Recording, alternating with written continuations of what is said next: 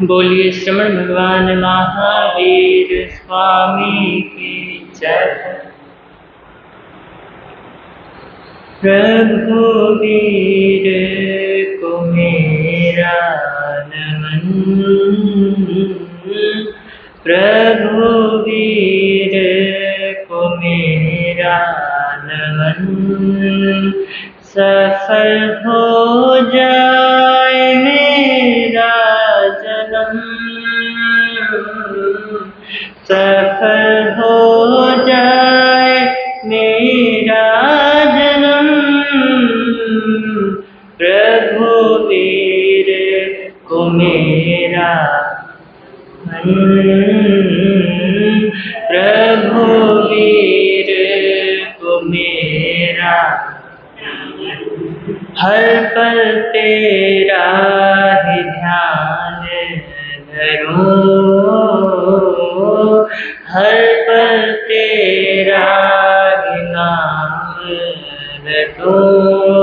तुमसे लागी ऐसी लगन, तुमसे लागी ऐसी लगन। रघुवीर को मेरा नमन, रघुवीर को मेरा। कैसा रिश्ता है तुमसे प्रभु, हर पल डूबा मैं तुझ में रहूं।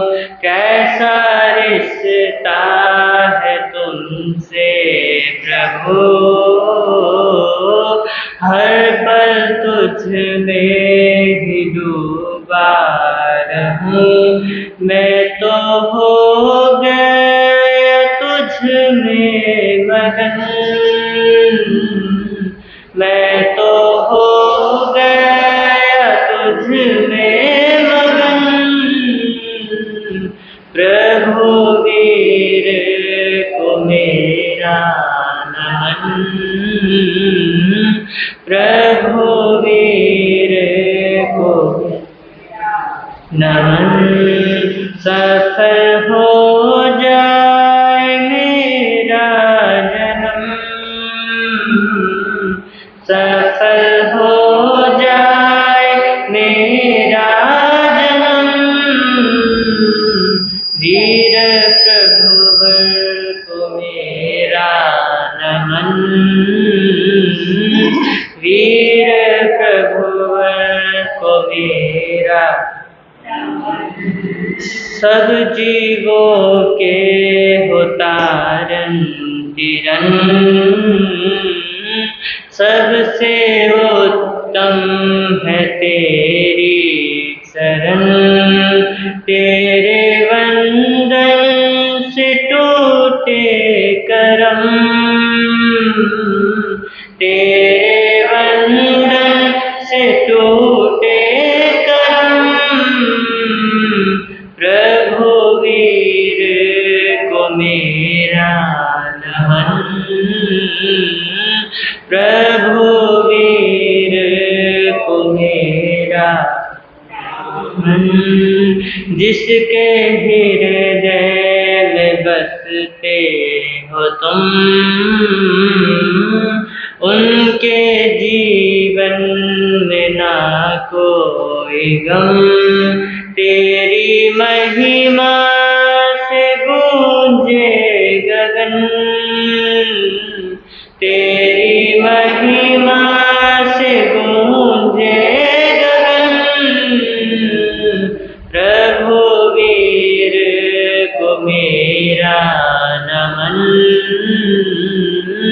रघुवीर को नमन। सफल हो जाए मेरा जन्म, सफल हो जाए मेरा जन्म।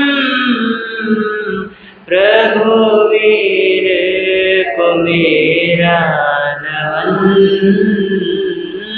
प्रभु वीर को मेरा दर बदर में भटकता फिरा, तब कहीं जाके दर मिला। न रहा तेजस कोई भरम, न रहा मुझको कोई भरम। वीर प्रभुवर को मेरा नमन, वीर प्रभुवर को मेरा नमन। सफल हो जाए मेरा जन्म, सफल हो जाए मेरा जन्म। वीर प्रभुवर को मेरा, वीर प्रभुवर को मेरा नमन। तुमसे लागी है ऐसी लगन, तुमसे लागी है ऐसी लगन।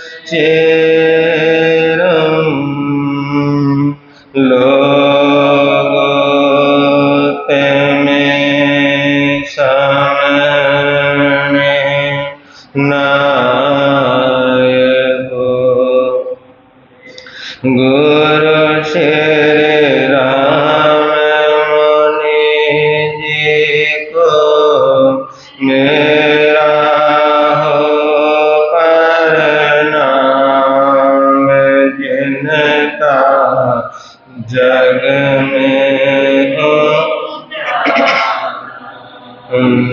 जिनका जग में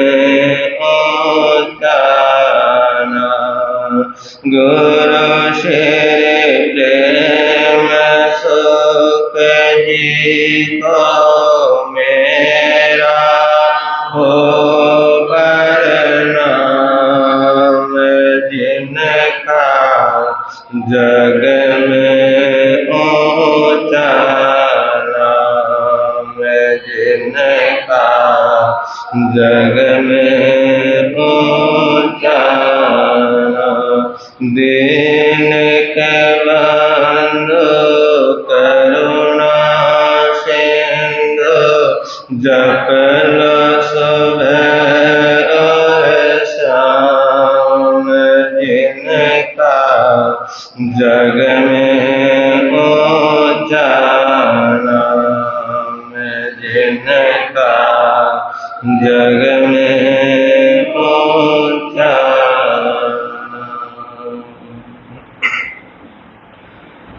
सबसे पहले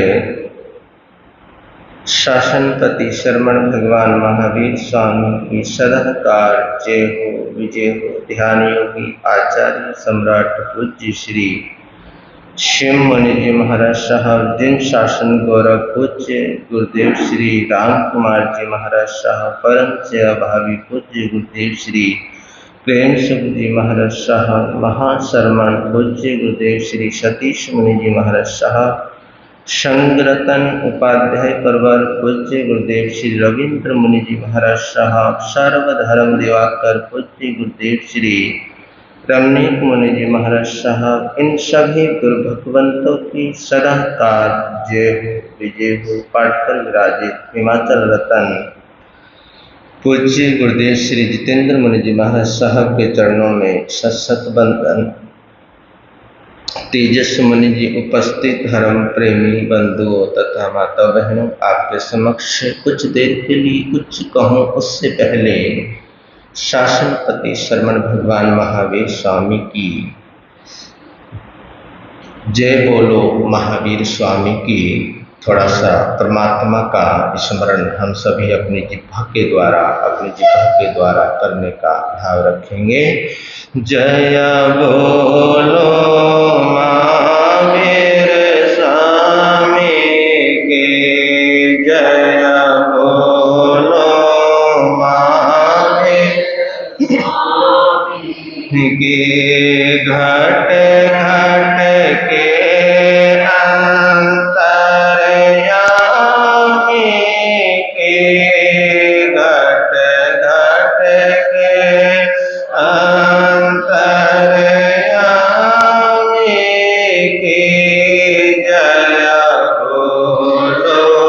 महावीर स्वामी की, जय बोलो महावीर स्वामी की। जिस जगती का उद्धार किया, जिस जगती दार किया, जो आया शरण पार किया, जो आया शरण पार किया।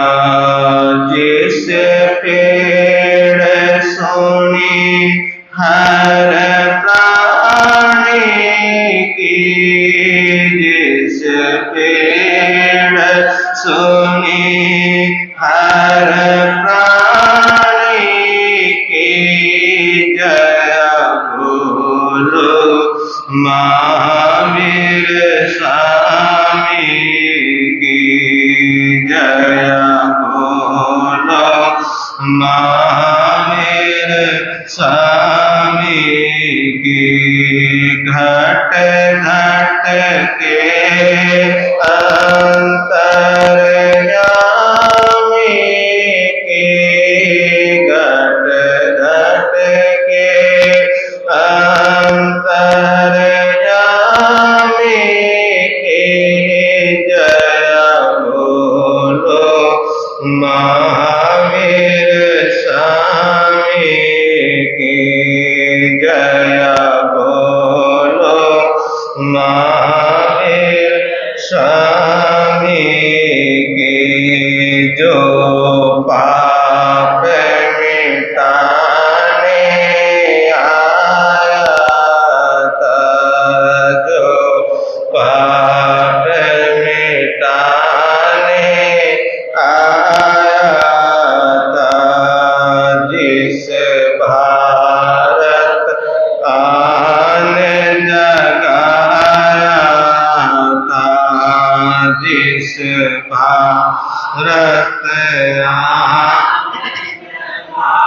आया था, उस त्रिशला नंदन ज्ञानी के, उस त्रिशला नंदन ज्ञानी की, जय बोलो महावीर स्वामी की, जय बोलो महावीर स्वामी की। हो लाख बार प्रणाम तुम्हें, हो लाख बार प्रणाम। हे वीर प्रभु भगवान तुम्हें, हे वीर प्रभु भगवान मुनि दर्शन मुक्ति गामी की, मुनि दर्शन मुक्ति गामी की, जय बोलो महावीर स्वामी की, जय बोलो महावीर स्वामी की। घट घट के अंतर्यामी की, घट घट के अंतर्यामी की, जय बोलो महावीर स्वामी की, जय बोलो महावीर स्वामी की।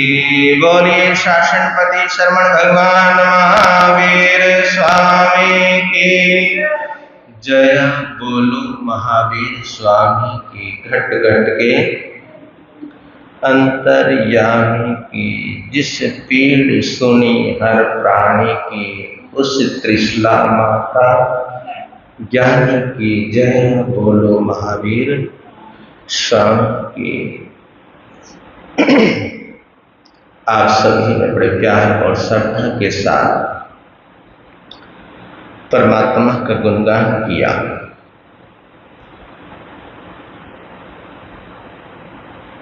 क्योंकि परमात्मा के गुणगान करने से सहजता में ही अपने आप ही कुछ ज्यादा करने की जरूरत नहीं होती है। बस सहजता आ जाए, अंदर हमारे क्या जाए, अंदर हमारी सहजता आ जाए, अंदर हमारे आस्था जागृत हो जाए, अंदर हमारे श्रद्धा जागृत हो जाए, अंदर हमारे भक्ति जागृत हो जाए किसी महापुरुष के प्रति। और जब वो अंदर जागृत होती है भक्ति, और भक्ति में किया गया गुणगान, तो वो गुणगान ही हमारे कर्मों की निर्जरा, हमारे कर्मों की निर्जरा कर देता है। तो ये ताकत होती है परमात्मा के गुणगान में, ये ताकत होती है भगवान के गुणगान। आपके समक्ष वाणी की चर्चा चल रही है, वचनों की चर्चा चल रही है, शब्दों की चर्चा चल रही है कि ये शब्द बड़े महत्वपूर्ण हैं, ये वाणी बड़ी महत्वपूर्ण है। ये जो वचन है, जो हमारे को जो मिले हैं, किसी पुण्यवाणी से मिले हैं, किसी पुण्यवाणी से मिले हैं, तब जाकर हम अपने मुख से ये शब्द बोलते हैं या उच्चारण करते हैं या गाते हैं। तो इस वाणी का क्या महत्व है जीवन के अंदर, इसी के ऊपर कुछ दिनों से चर्चा प्रारंभ की थी। वचन बंद होए वचन ते मोक्ष जो, वचन से बंद होए वचन ते मोक्ष जो, ये जबान का ही तो खेल है। आदमी कर्म बंद कर लेता है और आदमी वचनों से कर्म बंधन को क्या कर लेता है, कर्म बंध को काट देता है, कर्म बंध को खत्म कर देता है वचनों से। और वचनों के द्वारा ही आदमी मोक्ष की प्राप्ति कर लेता है। वचनों के द्वारा ही आदमी मुक्ति की प्राप्ति कर लेता है। कहते हैं कि जब अरिहंत परमात्मा प्रभु जब भगवान के समोशरण में, जब अरिहंत के समोशरण में, भगवान के समोशरण में कोई जीव आत्मा आती है, कोई जीव आत्मा आती है या कोई जीव आत्मा प्रभु के समोशरण में जाती है, प्रभु के नजदीक जाती है, परमात्मा के नजदीक जाती है, उनकी वाणी सुनते हैं, समोशरण में समोशरण का जो हिस्सा बनते हैं और समोशरण का हिस्सा बनकर जो प्रभु की वाणी सुनते हुए जब उन्हें अपनी जिंदगी के दर्शन होते हैं, जब उन्हें अपनी जिंदगी के दर्शन होते हैं, जब उन्हें अपनी आत्मा के दर्शन होते हैं, अपनी जिंदगी के रहस्यों का जब पता चलता है, जब जिंदगी के रहस्यों का ज्ञान होता है, भान होता है, कर्मों के रहस्यों का पता चलता है, कर्म के रहस्यों को जानता है, तो उस समय उस वाणी को सुनकर वो जीव वैराग्य को प्राप्त हो जाता है, वैराग्य को धारण कर लेता है, उसके जीवन के अंदर वैराग्य आ जाता है, क्योंकि वाणी किसकी है? वाणी भगवान की है, वाणी हमारी नहीं है, हमारी और तुम्हारी नहीं है। वाणी किसकी है? वाणी परमात्मा की है, अरिहंत परमात्मा की है। वाणी के अंदर कोई दोष नहीं है, वाणी के अंदर कोई मिलावट नहीं है। हमारी तुम्हारी वाणी के अंदर मिलावट हो सकता है, कोई दोष हो सकता है, लेकिन जो अरिहंत परमात्मा होते हैं वो निर्दोष वाणी का क्या करते हैं? निर्दोष वाणी का उच्चारण करते हैं। उनकी वाणी में कोई दोष नहीं होता। तो जब वो वाणी प्रभु के मुख से निकलती है, अरिहंत परमात्मा के मुख से झर्जित होती है, निकलती है, और जब वो वाणी जो वो जीव सुनते हैं, तो जीव सुनने के बाद, उस वाणी को सुनने के बाद उनको क्या हो जाता है? वैराग्य हो जाता है। जब वैराग्य हो जाता है, फिर वो जीव संयम पथ के पथिक, वीतराग पथ के पथिक बन जाते हैं। उस जिन वाणी का अनुसरण करते करते, जिन वाणी का क्या करते जिन वाणी का अनुसरण करते करते, अनुसरण करना कोई छोटी मोटी घटना नहीं है, कोई छोटी मोटी बात नहीं है। अरे भाई, सुनते तो आप भी हो, सुनते तो हम भी हैं, सुनाते तो हम भी हैं, सुनते आप भी हो, लेकिन कितना अनुसरण होता है, ये हमारे को सोचना है, इस पर हमारे को चिंतन और मनन करना है। तो उस वाणी को सुनकर उसका अनुसरण करते हुए मुक्ति के अंदर वो क्या हो जाते हैं? मुक्ति के अंदर वो चले जाते हैं, मुक्ति के अंदर जाकर वो विराजमान हो जाते हैं। और अभी पर्युषण पर्व आ रहे हैं कल से, जिसका आप सभी को इंतजार था, वो इंतजार अब खत्म होने वाला है, आने वाले हैं। कल से प्रारंभ हो जाएंगे वो पवित्र त्योहार, वो पवित्र पर्व, महापर्व, पर्युषण पर्व। सुनते हो आप उसमें कि प्रभु का अनुसरण जिन्होंने किया, जिन चरित्र आत्माओं ने किया, जिन भव्य आत्माओं ने किया, और अनुसरण करने के पश्चात फिर उन्होंने कैसी जीवन के अंदर तपस्या की, और तपस्या करने के बाद वो सिद्ध बुद्ध और क्या हो गए? सिद्ध बुद्ध मुक्त हो गए। अनुसरण करते हुए प्रभु की वाणी का वो कहाँ चले जाते हैं? मुक्ति में चले जाते हैं, मोक्ष में चले जाते हैं। देखिए, शब्द वही है, शब्द वही होते हैं जो हमें सज्जन भी बना देते हैं और हमारे को दुर्जन भी बना देते। शब्द वही है, शब्द में कोई वो नहीं है, लेकिन एक शब्द ऐसे हैं जो हमारे को सज्जन बना देते हैं और एक शब्द ऐसे हैं जो हमारे को क्या बना देते हैं, दुर्जन बना जाते हैं। शब्द है जो हमें रागी बना देते हैं। एक शब्द ऐसे भी होते हैं जिसको सुनकर हमारे को राग भाव उत्पन्न हो जाता है। तो एक शब्द ऐसे हैं जो हमारे को रागी बना देते हैं और एक शब्द ऐसे हैं जो हमारे को द्वेषी बना देते हैं। कमाल की बात, ये शब्दों का ही तो खेल है, ये वाणी का ही तो खेल है, ये वचनों का ही तो खेल है कि एक शब्द हमारे को रागी बना देते हैं और एक शब्द हमारे को द्वेषी बना देते हैं। एक शब्द हमारे को अनासक्त बना देते हैं। क्या बना देते हैं?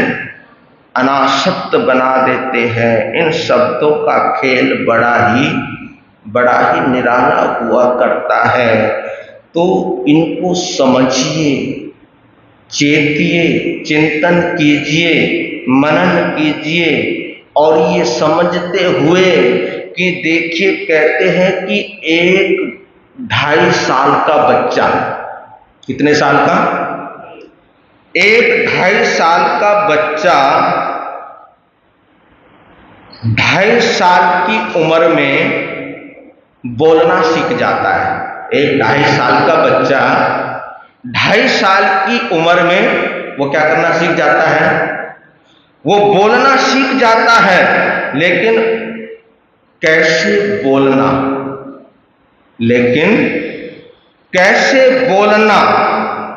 कैसे बोलना चाहिए, ये जिंदगी भर नहीं सीख पाता। हमारे को किस तरह से बोलना चाहिए, ये जिंदगी भर नहीं सीख पाता। आदमी बोलना तो सीख लेता है, आदमी कहना तो सीख लेता है, लेकिन कब कैसे बोलना चाहिए, कब कैसे बोलना चाहिए, इसको सीखने में आदमी को, व्यक्ति को सारी जिंदगी लग जाती है इसको सीखने में कि कब कैसे और कितना बोलना चाहिए। 2.5 साल से हम क्या करते आ रहे हैं? हम बोलते आ रहे हैं, लेकिन तमाम जिंदगी बीत जाती है, लेकिन कैसे बोलना ये हम समझ ही नहीं पाते।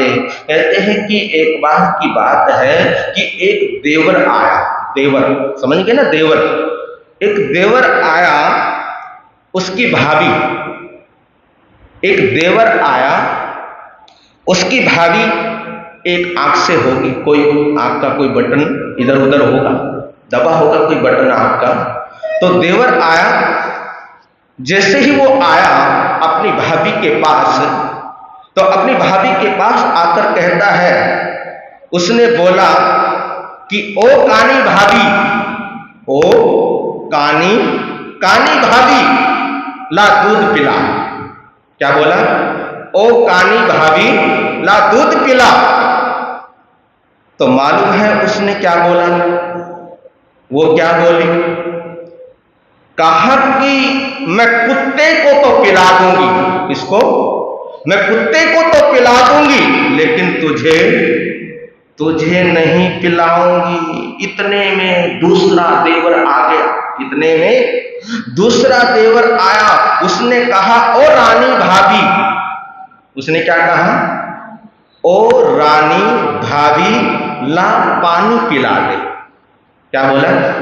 ओ रानी भाभी, ला पानी पिला दे।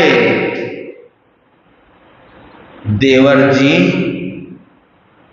पानी क्यों, शरबत पियो। देवर जी, पानी क्यों, शरबत पियो। देखिए, शब्द में कुछ ज्यादा अंतर, शब्द के अंदर कोई ज्यादा अंतर नहीं था। एक ने कानी कहा और एक ने रानी कहा। बस इतना सा ही क्या था, बस इतना सा ही अंतर था, इतना सा ही फासला था। इसलिए तो भगवान महावीर ने एक गहरी बात कही, एक बहुत बड़ी बात कही कि कोई बात सत्य हो, वो सत्य भी अगर किसी को चुभने वाला हो, अगर कोई बात सत्य हो, उस बात के अंदर सच्चाई हो, अगर वो सत्य भी किसी को चुभने वाला हो, चुभने वाला होता है तो भी वो सत्य हमारे को बोलना नहीं चाहिए। वो हमारे को सत्य बोलना नहीं चाहिए। भगवान ने तो यहाँ तक कह दिया कि अंधे को अंधा भी, बोलो क्या कहा भगवान ने।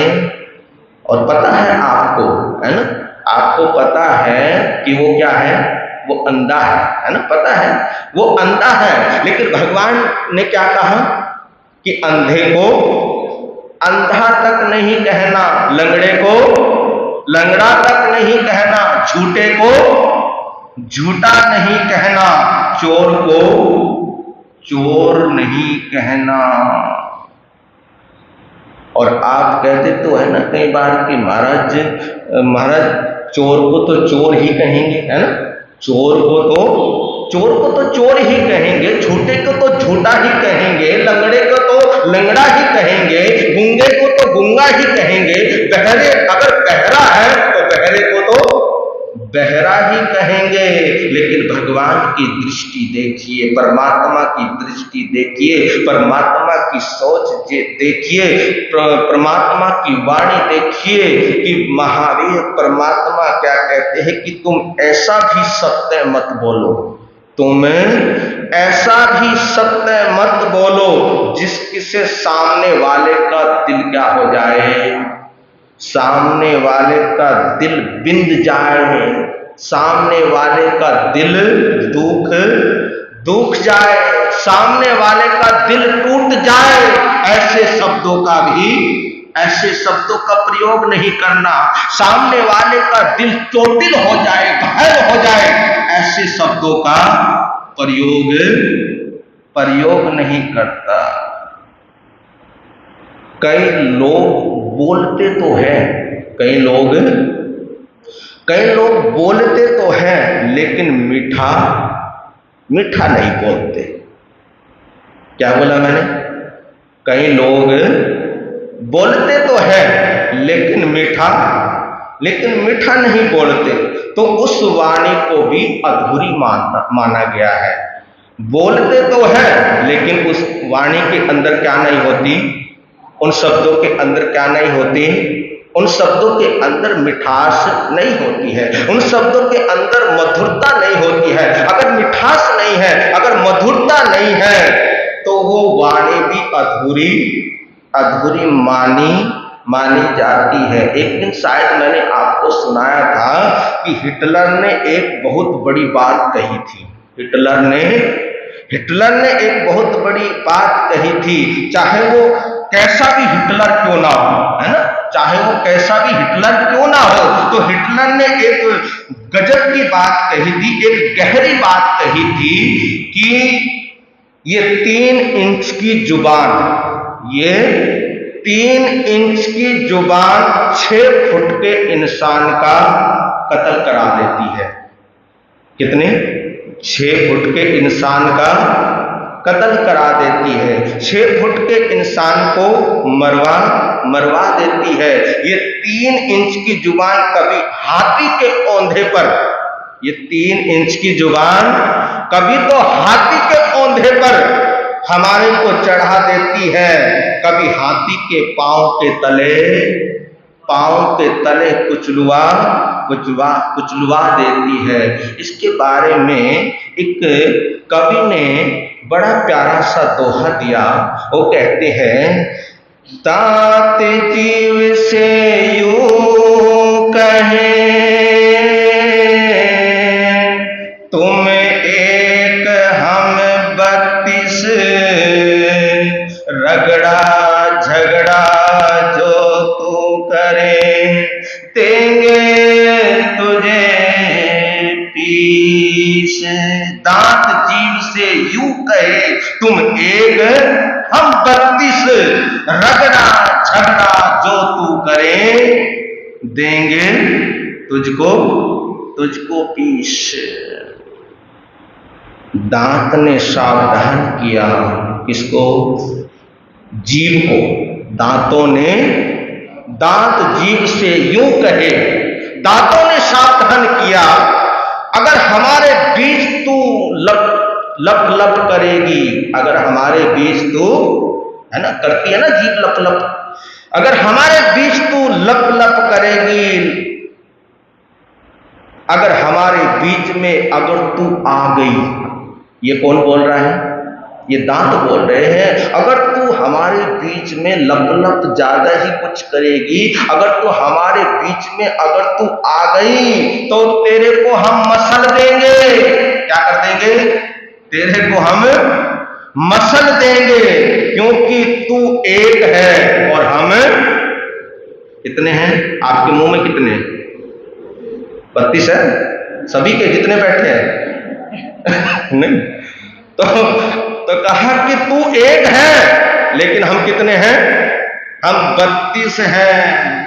ज्यादा चपड़ चपड़, ज्यादा चपड़ चपड़ मत कर, ज्यादा इतरा मत, क्योंकि कभी कभी होता है ना, कभी कभी होता है खाने में जब ज्यादा ही कुछ स्वाद आ जाता है ना, खाने में जब ज्यादा ही स्वाद आ जाता है, खाने में जब कुछ ज्यादा ही टेस्ट आ जाता है, तो जीभ कहाँ फंस जाती है कई बार, है ना, फंसी कहीं आपके दांतों के बीच में, है ना। जब कभी टेस्ट आ जाता है खाने में, है ना, स्वाद आता है, स्वाद लेके जब हम खाते हैं तो कई बार जीभ दांतों के बीच में फंस जाती है, दांतों के बीच में आ जाती है। और जब दांतों के बीच में आ जाती है तो कई बार जीभ कट भी, आपकी भी कटी होगी कभी, है ना, कटी नहीं कटी, है ना। और जब जीभ कट जाती है तो स्वाद क्या हो जाता है? सब स्वाद खत्म हो जाता है। इससे पता लगता है कि देखिए कमाल की बात है। मैं आपसे एक बात पूछूं कि ये बताओ कि स्वाद रसगुल्ले में है या जीभ में है? किसमें है स्वाद? रसगुल्ले में है या जीभ में है? किसमें है बताओ? है जीभ में है। कैसे? है ना, है ना। अगर भैया तुम्हारी सही कह रहे, अगर जीभ ठीक हो, है ना, तो स्वाद आता है। कुछ भी खाओ तो स्वाद आएगा। अगर जीभ ठीक ना हो, जीभ कटी हो, चाहे कितना भी मीठा क्यों खाओ तो उसमें स्वाद नहीं होता है। तो जब जीभ कट जाती है तो स्वाद भी क्या हो जाता है? आदमी का स्वाद भी आदमी का बिगड़ जाता है। तो ये बात कही दांतों ने जीभ से कि सावधान, तो क्या हो जा? सावधान, हम 32 तू एक है, हम 32 तू एक है। अरे इतना सुनते ही जीभ को क्या आ गया? जीभ को जोश आ गया। इतना सुना कि हम 32 तू एक है, जैसे ही दांतों ने जीभ को ये कहा तो ये बात सुनते ही जीभ को क्या आ गया? जीभ को जोश आ गया। जीव दांतों से कहे तुम हो चाहे 50, एक वचन ऐसा कहूं मुख से देऊं निकास। जीव दांतों से यूं कहे तुम चाहे हो 50, एक वचन ऐसा कहूं मुख से देऊं निकास। कहा क्यों? अकड़ मत। जीव ने क्या कहा? किसको कहा? दांतों को कहा क्यों अकड़ो मत अपनी इन संख्याओं पर, क्योंकि संख्या कितनी है? इन संख्याओं पर तुम अकड़ो मत। अपनी इन गिनती के ऊपर, अपनी इस गिनती के ऊपर अकड़ो मत। इतनी अकड़ भी अच्छी नहीं है। इतना अकड़ो मत। तुम 32 की बात करते हो। जीभ किसको कहती है? दांतों को कहती है कि तुम 32 की बात करते हो। अगर तुम 50,000 भी क्यों ना हो, अगर तुम 50 भी क्यों ना हो, तो तब भी मुझे कोई परवाह नहीं है, तब भी मुझे कोई डर नहीं है, तब भी मुझे कोई भय नहीं है। अगर मैंने एक शब्द भी बोल दिया, अगर मैंने एक शब्द भी कह दिया, अगर मैंने एक शब्द भी बोल दिया, ऐसा वैसा शब्द अगर मैंने बोल दिया ना, तो भैया की 32 बहार। बोलो बोलो। अगर मैंने कुछ ऐसा कुछ कह दिया तो भैया जी तुम्हारी 32 कहाँ आ जाएगी? 32 बाहर आ जाएगी। इसलिए तू अपनी संख्या पर अपनी संख्या पर इतरा मत। वह एक बार ऐसा प्रवचन सभा चल रही थी, एक व्यक्ति आया और व्यक्ति आकर तिखोतों के पाठ से वंदना कर रहा था। क्या कर रहा था? जैसे आप करते हो ना, तिखोतों के पाठ से गुरुओं को वंदना करते हैं, तो उसका जो वंदना करने का जो स्टाइल था, उस बड़ा गजब का स्टाइल था। तो उसका स्टाइल क्या था? तिखोतो आयाहीनम पयाहीनम करे, एक हाथ से क्या कर रहा? एक हाथ मुंह पे लगाया। तो हमने सोचा भाई यतना वाला है। क्या है? यतना वाला है, विवेकवान है। क्योंकि संतों को जो विवेकवान श्रावक होते हैं तो वो संतों को मुख वस्त्रिका लगाकर वंदना करते हैं, हाथ लगाकर वंदना करते हैं। और हो सकता है इसलिए वंदना कर रहा है कि भाई खुले मुंह वंदना नहीं करनी। हो सकता है इसलिए वंदना कर रहा है गुरुओं को, कहीं गुरु के ऊपर थूक ना गिर जाए। तो कमाल की बात है, वो वंदना करे जा रहा है एक हाथ से। जब उसने वंदना की, वंदना करने के बाद जब पास में आया, मत्था टेका, तब भी वो हाथ यहां पर लगा हुआ था। तो सोचा कि लगता है कुछ ना कुछ, कोई ना कोई गड़बड़ है। तो पूछ लिया भैया ये क्या हुआ? कहा कि महाराज अभी इनको जाने दो, इनको अभी लोगों को जाने दो, आराम से मैं तुम्हारे को बता दूंगा। तो लोग चले गए। फिर पूछा महाराज ने क्या हुआ?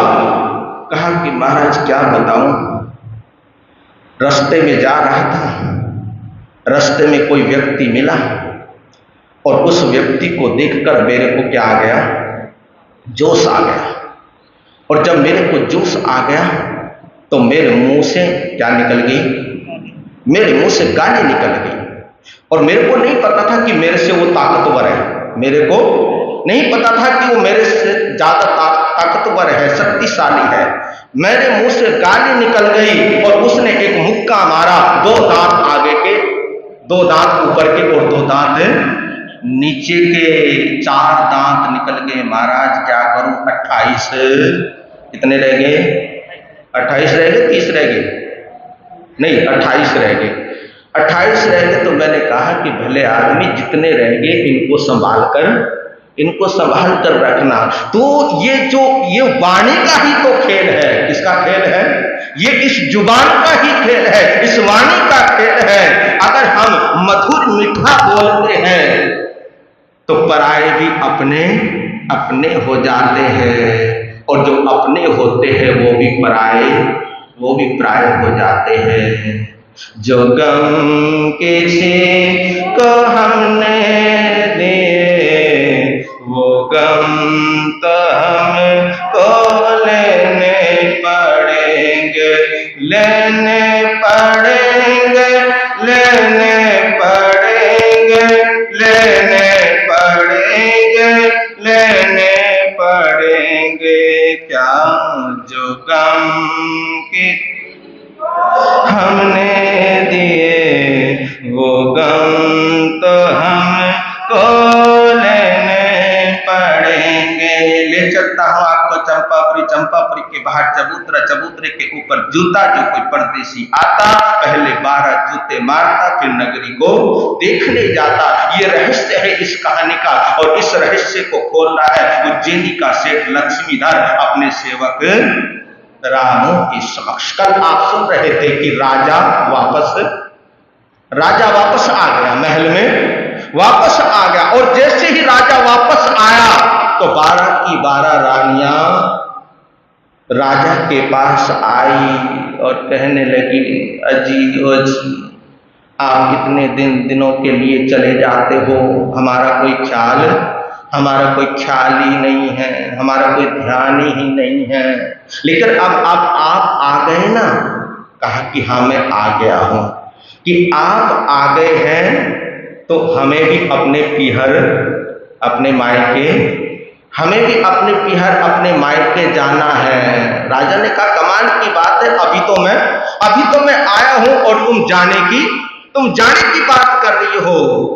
कहा कि नहीं, देखो जी, हमारा भी तो मन करता है ना, जैसे आपका मन करता है घूमने का, आप इतनी दूर घूमकर आ जाते हैं, पता नहीं कहां कर जाकर आ जाते हैं। हम तो इस महल में ही रह गए सिमट कर, हमारा भी तो कुछ मन करता है कि हम भी कहीं जाए। तो हम अपने पीहर जा रहे हैं। तो राजा ने कहा कि तुम तो जा रही हो, लेकिन मेरा क्या होगा? मेरा क्या होगा? तो एकदम भानुवती ने बोला कि वो है ना कौन? चंद्रवती। जैसे ही चंद्रवती का नाम आया तो राजा को क्या आ गया?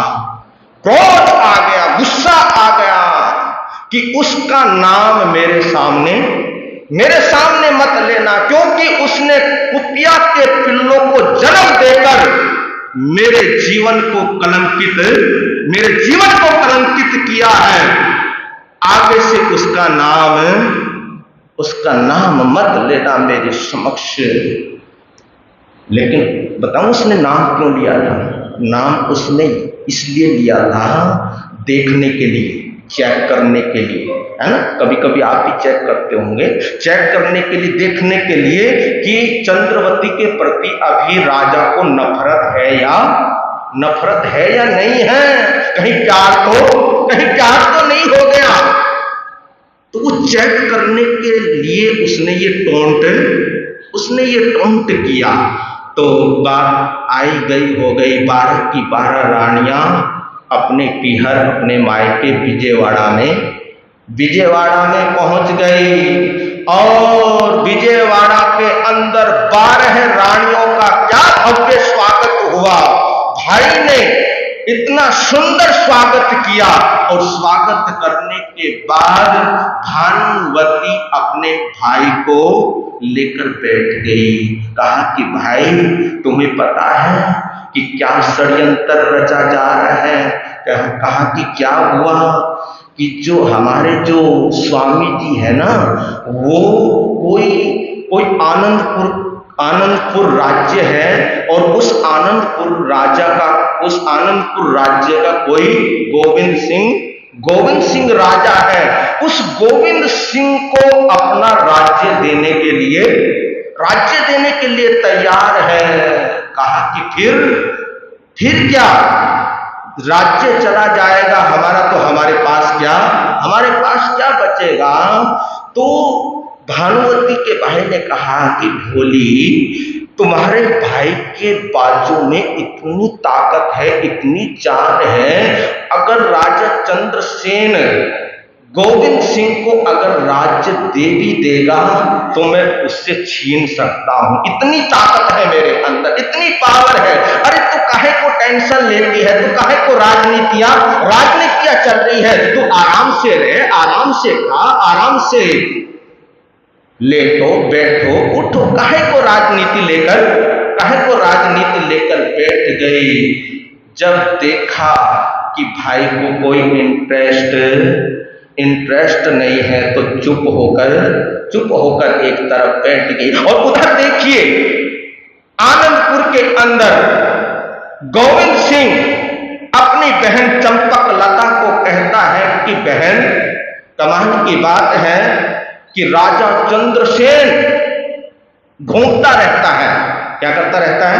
घूमता रहता है, जाता रहता है इधर उधर, और हम इसी महल के अंदर सिमट कर रह गए। चलो कहीं घूमने चलते हैं। फिर कैसे करेंगे? मंत्री को बुलाया कि मंत्री, हम दोनों भाई बहन 12-13 दिन के लिए घूमने के लिए जा रहे हैं। अब तुम्हारे को इस राज्य को क्या करना है? इस राज्य को संभालना है, इस राज्य की देखभाल करनी है।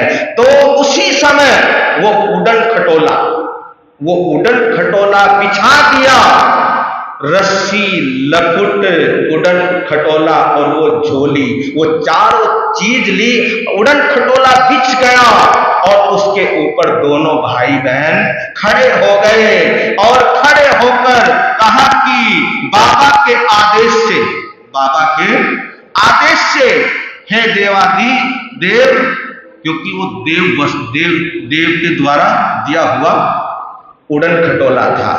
तो कहा कि बाबा के आदेश से जहां पर हमारा भविष्य अच्छा हो वहीं पर हमारे को लेकर जाओ। इतना कहा, उड़न खटोला उड़ने लगा। उड़ते विजयवाड़ा के उद्यान में जाकर नीचे उतरने लगा। और उस बाग के अंदर माली और मालन दोनों क्या कर रहे थे? पानी दे रहे थे। तो उस माली और मालन ने देखा कि ऊपर से कोई आ रहा है, कोई देव आ रहा है, कोई देवी आ रही है। वो जब नीचे आए, माली और मालन पास में आए, उनको देवी समझकर उनको क्या किया? उनको नमस्कार करने लगे। नमस्कार किया, और जब नमस्कार किया तो गोविंद सिंह ने अपनी बहन चंपकलता को कहा कि बहन, अगर कोई नमस्कार करता है तो उसको खाली नहीं जाने देते। तो फिर क्या किया जाए? वो झोली निकाली। क्या निकाली? झोली पकड़ाई बहन को, और गोविंद सिंह ने अपने दोनों हाथ उस झोली के अंदर डाले। और जैसे ही झोली के अंदर डाले तो दोनों हाथों में, मुट्ठियों में हीरे जवाहरात, सोना चांदी लिया और उस माली और मालन को दे दिया। बड़े खुश हुए, बड़े प्रसन्न हुए। और भी लोग आए, जितने भी लोग आए सभी को मुट्ठी भर कर हीरे जवाहरात दे रहा है गोविंद सिंह। लोग आने लगे और लोगों को मिलने लगा, है ना? अगर ऐसी झोली मेरे पास हो तो प्रधान जी, अगर ऐसी झोली मेरे पास हो तो ये जो जितनी खाली जगह नजर आ रही है ना आपको, ये खाली जगह नजर नहीं आएगी। तो लोग आने लगे, ले जाने लगे, और घूमती वो 12 रानियां उधर आई। नजर पड़ी गोविंद सिंह के ऊपर, हो ये तो चंद्रवती का पुत्र है। दूसरी की नजर पड़ी चंपकलता के ऊपर और कहा कि बहन देख, बिल्कुल हूबहू चंद्रवती से क्या मिलता है? चंद्रवती से चेहरा मिलता है।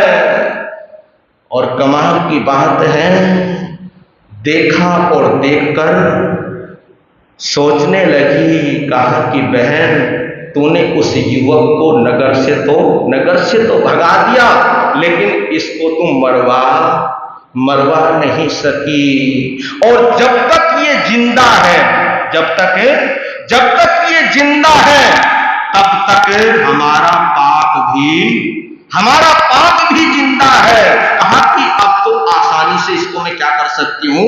आसानी से इसको मरवा सकती हूँ। पहुंच गई अपने भाई के पास। कहा कि भाई, गजब की बात है कि कोई मनुष्य, कोई देव बाग के अंदर ठहरा हुआ है और उसके पास एक ऐसी झोली है कि झोली में हाथ डालता है और झोली से हीरे जवाहरात निकलते हैं, और जितने निकलते हैं उतने ही उसके अंदर आ जाते। कमाल की झोली है। कहा कि अच्छा, हाँ भैया, और तुम्हें तो पता है कि राजाओं की आदत, जो चीज अच्छी लगती है जो चीज प्रिय लगती है उसको छीनने का प्रयास करते हैं। तो अपने सिपाही भेज दिए कि जाओ उससे झोली छीन कर लेकर आओ। सिपाही पहुंच गए और पहुंचने के बाद बस वही होने लगा जो होना था।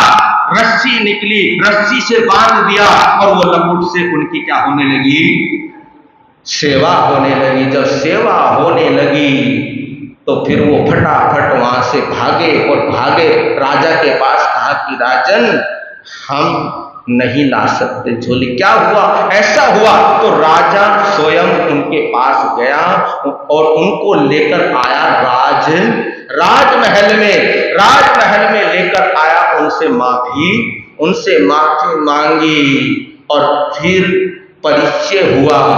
जब कहा गोविंद सिंह ने कि मैं आनंदपुर का क्या हूं, आनंदपुर का राजा गोविंद सिंह हूं। ये बात सुनी 12 रानियों ने, अरे ये तो वही आनंदपुर का राजा है जहां पर हमारे स्वामी जी जाते हैं और इसकी बहुत क्या करते हैं, इसकी प्रशंसा करते हैं कि क्या विनयवान है, क्या रूपवान है, इसकी प्रशंसा करते हैं। इसका मतलब बाप बेटा दोनों अब क्या हो चुके हैं, मिल चुके हैं, लेकिन अभी पता नहीं लगा, है ना, अभी पता नहीं लगा। तो क्या करना चाहिए, क्या नहीं करना चाहिए, अब तो पर्युषण पर्वों के बाद ही पता लगेगा। तो वीर नाम के हीर मोती, गुरु नाम के हीर मोती, प्रभु नाम के हीर मोती, मैं बितराऊं गले गले, ले लो रे कोई राम का प्यारा, शोर मचाऊं गले गले, ले लो रे कोई गुरु का प्यारा, शोर मचाऊं। जिसने ये सब मोती लूटे वो तो माला माल, दौलत के जो बने पुजारी आखिर वो कंगाल हुए। अरे दौलत के जो बने पुजारी आखिर वो कंगाल हुए। सोना चांदी वालों सुन लो, लोहे कपड़े वालों सुन लो, अरे यमुना नगर वालों सुन लो, बात सुनाऊं खरी खरी, ले लो रे कोई राम का प्यारा, शोर मचाऊं गले गले, ले लो रे कोई गुरु का प्यारा, शोर मचाऊं गले गले, हो शोर मचाऊं, शोर मचाऊं, शोर मचाऊं